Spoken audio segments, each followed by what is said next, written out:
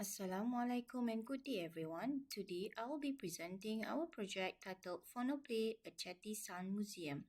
Our project ID is P-088.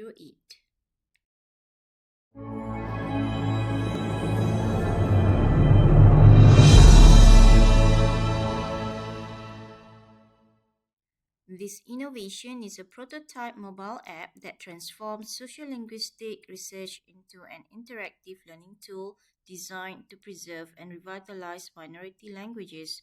The case study focuses on the Cheti community in Melaka. Minority languages face many challenges in preservation. Firstly, there is a lack of accessible tools specifically designed to teach endangered linguistic features. Secondly, traditional methods often fail to engage younger speakers. Finally, there is minimal integration of sociolinguistic research into practical language preservation strategies. In the Cheti case, the disappearance of word final R among younger generations shows how phonological variation can lead to language loss and weaken cultural identity. This project has three main objectives. First, to design a gamified prototype app based on sociolinguistic findings. Second, to raise awareness on phonological variation such as the retention or deletion of word final R.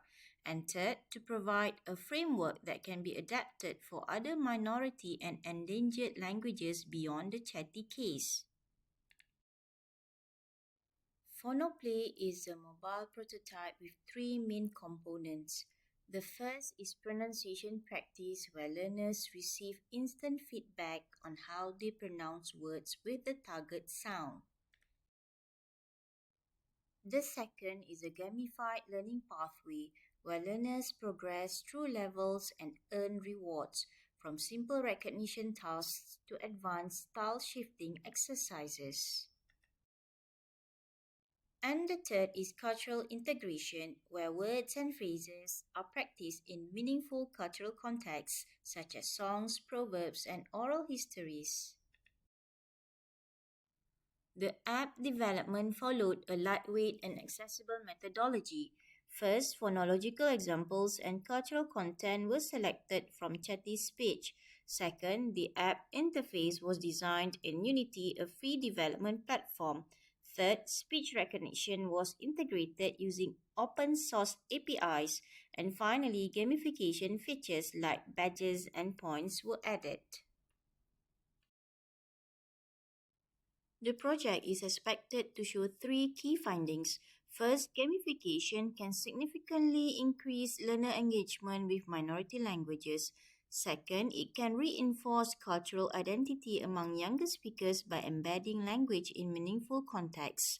And third, it may provide empirical evidence that gamification reduces barriers to learning endangered phonological features. Phonoplay also has strong commercialization potential. It can be deployed in collaboration with cultural heritage NGOs and government agencies. The app framework is adaptable and can be licensed for other communities, including the Ainu in Japan or Orang Asli in Malaysia. Additionally, it can be integrated into schools as a supplementary heritage education tool.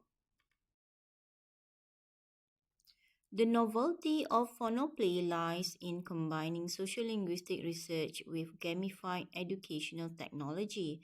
Unlike conventional language learning apps, it does not focus solely on vocabulary. Instead, it highlights phonological variation as a marker of cultural identity.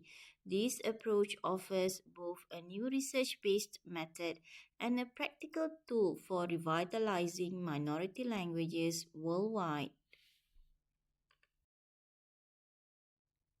In conclusion, Phonoplay demonstrates how research on phonological variation can be transformed into a digital gamified prototype that preserves cultural identity while engaging the younger generation. Special thanks to the Cheti community in Kampung Cheti, Melaka. Thank you very much for your attention. Bye.